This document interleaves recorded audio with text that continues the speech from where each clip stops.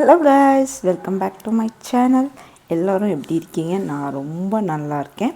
இன்றைக்கி day in my life video தான் பார்க்க போகிறீங்க. என்னோடய morning to afternoon routine vlogs தான் பார்க்க போகிறோம்.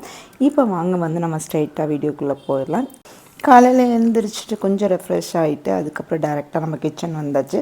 இன்றைக்கி சண்டே அப்படின்னால கொஞ்சம் லேட்டாக தான் எழுந்திரிச்சு வந்தேன். வீட்டில் குட்டீஸ் தூங்கிட்டு இருந்தாங்க. அவங்க எந்திரிக்கிறதுக்கு முன்னாடி அவங்களுக்கு பிரேக்ஃபாஸ்ட் பண்ணி வச்சுட்டா கொஞ்சம் நல்லாயிருக்கும் அப்படிங்கிறதுக்காக அவங்களுக்கு கொஞ்சம் முன்னாடி எழுந்திரிச்சு நான் டேரெக்டாக கிச்சனுக்கு வந்துட்டேன். ரெஃப்ரெஷ் ஆகிட்டு கொஞ்சம் நேரம் சோஃபாவில் உட்காந்து ரிலாக்ஸ் பண்ணிவிட்டு தான் நான் கிச்சனுக்கு வந்தேன். அப்போ தான் நமக்கு டே ஃப்ரெஷ்ஷாக ஸ்டார்ட் ஆகும். கிச்சனுக்கு வந்ததுக்கப்புறம் காலையில் பிரேக்ஃபாஸ்ட்டுக்கு இட்லி ரெடி பண்ணி வச்சுருந்தேன். லன்ச் சண்டே இன்றைக்கி சாம்பார் ஸ்பெஷல் தான் வச்சுருந்தேன். நேற்று நம்ம நான்வெஜ் எடுத்ததுனால இன்றைக்கி சண்டே வெஜிடேரியன் இறங்கிட்டேன். ஊர்லேருந்து அப்பா வந்திருந்தாங்க. அதனால இந்த வாரம் நம்ம சாட்டர்டே நான்வெஜ் எடுத்ததுனால சண்டே வெஜிடேரியன் பண்ண வேண்டியதாகிடுச்சு. ஸோ இன்றைக்கி சாம்பார் வச்சிடலாம். சாம்பார் வச்சு பீன்ஸ் பொரியல் பண்ணிடலாம், அதுதான் பிளான். ஸோ வேலையை ஸ்டார்ட் பண்ணுறதுக்கு முன்னாடி பால் காய்ச்சி வச்சிடலாம் அப்படின்னு சொல்லிவிட்டு அதை ரெடி பண்ணிவிட்டு அவரைக்காய், முருங்கைக்காய், கேரட் போட்டு சாம்பார் வச்சுட்டேன். ஏன்னா அப்பாவுக்கு கேரட் போட்டு சாம்பார் வச்சா ரொம்ப பிடிக்கும். கல்யாணம் ஆகி ஒரு 6 இயர்ஸ் கிட்ட ஆக போகுது. இப்போ வரைக்கும் நான் ஊருக்கு அம்மா வீட்டுக்கு போனேன்னா என்னை வேலை செய்ய விட்டதே கிடையாது, கிச்சன் பக்கம் போனதே கிடையாது. ஸோ அம்மா கையில் கொண்டு எல்லாமே கொடுப்பாங்க. இப்போ அம்மாவோ அப்பாவோ சென்னைக்கு வரும்போது தான் நான் எனக்கு தெரிஞ்ச சமையலை செஞ்சு கொடுப்பேன்.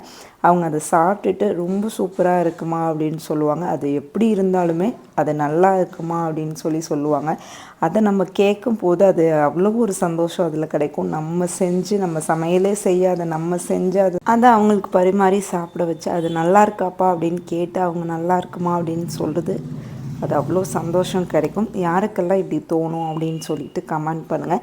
நான் எப்போ பரிமாறினாலும் அப்பா ஊருக்கு வந்தாலும் சரி, அம்மா வந்தாலும் சரி, நான் சாப்பாடு போட்டேன்னா எப்படி இருக்குதுன்னு அடுத்த வார்த்தை கேட்காம இருந்ததே கிடையாது. ஸோ அதை கேட்டு அவங்க நல்லா இருக்குன்னு சொல்கிறதுல எனக்கு ஒரு தனி சந்தோஷம் கிடைக்கும்.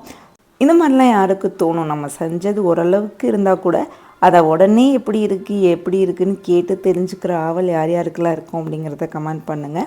அதுக்கப்புறம் காலையில் குட்டீஸும் எந்திரிச்சு வந்துட்டாங்க. அவங்களுக்குமே கொஞ்சம் இட்லி செஞ்சு அவங்களுக்கு ஊற்றி விட்டதுக்கப்புறம் தான் நான் மத்தியானம் என்னோடய வேலையை ஸ்டார்ட் பண்ண ஆரம்பித்தேன்.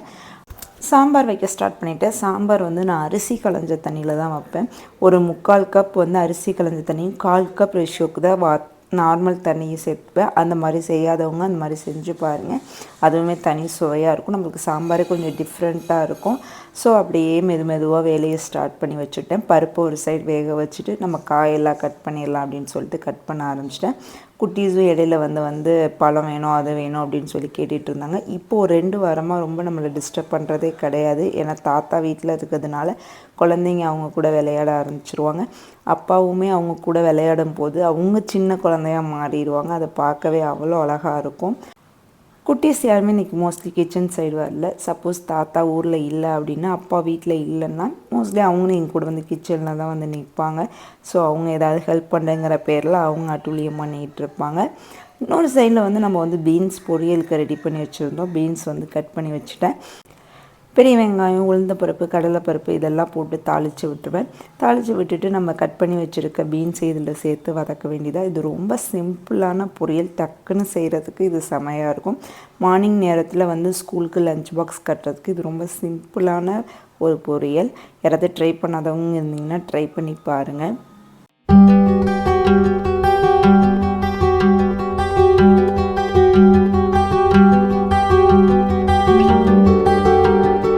சாம்பாரும் பீன்ஸ் 2 அடுப்புலையுமே அது ரெடி ஆகிட்டு இருந்தது. நம்ம சாம்பாரே கூட்டி போட்டாச்சு. பீன்ஸ் பொரியலும் வதங்கிட்டு இருந்துச்சு. கொஞ்சம் மற்ற வேலைகள்லாம் பார்க்க ஆரம்பித்தேன். நம்ம என்னென்ன இல்லையோ அதெல்லாம் ஃபில் பண்ணி வைப்போம் அப்படின்னு சொல்லிட்டு. அப்போ தான் இந்த 1 வீக்குக்கு தகுந்த மாதிரி ஃபில் பண்ணி வச்சுக்குவேன். கொஞ்சமாக தான் நான் ஸ்டோர் பண்ணி வச்சுக்குவேன். ஏன்னா 1 வீக் இல்லை 2 வீக்ஸ்க்கு ஸ்டோர் பண்ணி வச்சுக்கிட்டு அது காலியாக திரும்ப அதை எடுத்து ஸ்டோர் பண்ணி வச்சுக்குவேன். ஸோ உப்பு காலி ஆகிடுச்சு. நான் மோஸ்ட்லி கல் உப்பு தான் யூஸ் பண்ணுவேன். ஸோ அது காலி ஆகிடுச்சு அப்படிங்கிறதுக்குனால அதையும் கொட்டி வச்சுட்டேன். சாம்பார் ஓரளவுக்கு கொதித்து ரெடியாகி வந்துருச்சு. நம்ம லாஸ்ட்டாக பருப்பு கடையில் சேர்த்து இறக்க வேண்டியதான். நான் கடைசியாக தான் சாம்பார் போட்டு தாளிப்பேன். ஸோ சாம்பார் ரெடியானதுக்கப்புறம் அடுப்பு ஆஃப் பண்ணிவிட்டு லாஸ்ட்டாக ஒரு தாளிக்கிற கடாய் வச்சு அதை நம்ம தாளித்து ஊற்றிடுவோம். இவ்வளோ வேலைக்கும் இடையிலையும் நம்மளை கொஞ்சம் நம்ம பார்த்துக்கிறதுக்காக ஒரு ஜூஸ் சாப்பிட்டுக்கலாம் அப்படின்னு தோணுச்சு. இன்றைக்கி வந்து சடனாக பிளான் பண்ணி ஏபிசி ஜூஸ் தான் போடலாம் அப்படின்னு சொல்லி தோணுச்சு. எப்போவுமே மோஸ்ட்லி வந்து பீட்ரூட் கேரட் ஜூஸ் எடுத்துக்கோம், இன்றைக்கி ஆப்பிளும் சேர்த்து எடுத்துக்கலாம் அப்படிங்கிற மாதிரி தோணுச்சு. ஸோ அதுக்காக அது எல்லாமே பீல் பண்ணி ஜூஸ்க்கு ரெடி பண்ண ஆரம்பிச்சிட்டேன். நமக்கு கிடைக்கிற டயத்தில் நம்மளை பார்த்துக்கிறதுக்கு ஒரு 10 நிமிஷமோ 5 நிமிஷமோ டைம் ஸ்பெண்ட் பண்ணுறதுல தப்பு கிடையாதுன்னு தான் சொல்வேன். நான் ஹெல்ப் பண்ணுறேம்மா அப்படின்னு சொல்லிட்டு கிச்சனுக்கு வந்துட்டாங்க. குட்டீஸ் என்னம்மா பண்ணுற அப்படின்னு சொல்லிட்டு இருந்தாங்க. நான் ஜூஸ்க்கு ரெடி பண்ணிகிட்ருக்கேன், பீல் பண்ணிகிட்ருக்கேன் அப்படின்னு சொல்லிட்டு இருந்தேன். இங்கே குடும்பம் நான் பீல் பண்ணி தரேன், கொஞ்சம் நேரம் என் கூட விளையாண்டுட்டு திரும்ப அவங்க ஓடி போயிட்டாங்க.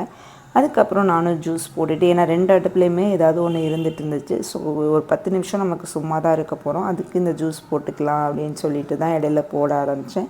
ஸோ அதே மாதிரி வந்து ஜூஸ் போட்டாச்சு. எனக்கு, அப்பாவுக்கு, ஹஸ்பண்ட்க்கு எல்லாருக்குமே கொடுத்தாச்சு. கொடுத்ததுக்கப்புறம் குட்டீஸ் இது குடிக்க மாட்டாங்க. ஸோ இதை நானும் பொறுமையாக நின்று அறக்க பறக்கெல்லாம் குடிக்க மாட்டேன். ஒரு 5 நிமிஷம் ஆனாலும் அதை பொறுமையாக நின்று குடிச்சிடுவேன். ஆல்மோஸ்ட் சமையல் வேலை எல்லாமே முடிஞ்சிச்சு. மீன் மட்டும்தான் ஃப்ரை பண்ண வேண்டியது இருந்துச்சு. சரி, சேர்த்து போட்ட பாத்திரத்தை எல்லாத்தையுமே கழுவிட்டா ஒரு வேலையாக எல்லா வேலையும் முடிஞ்சிடும், கிச்சன் வேலை. ஸோ ஒரு சைடு பாத்திரத்தை விளக்கிட்டு ஒரு சைடு வந்து கொடுவா மீன் வந்து ஃப்ரை